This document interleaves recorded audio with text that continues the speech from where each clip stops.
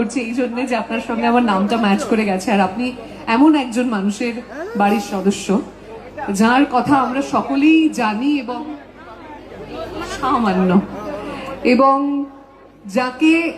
যার আত্মত্যাগ, যার বলিদানের কথা আমরা বইতে পড়েছি, এবং রক্ত মাংসে আপনি আজ আমাদের সামনে দাঁড়িয়ে রয়েছেন। তেমন একটা বাড়ির সদস্য হলে নিজের কেমন লাগে? আমি তার জন্য খুবই গর্বিত। আমার বাবার মামা হন উনি, আর বাবার কাছে সব গল্প শুনেছি যে তিনি কেমন করে সব বিপ্লব, উনি চলে যেতেন বাইরে, আবার লুকিয়ে আবার কখনো কখনো বাড়িতে আসতেন একটু।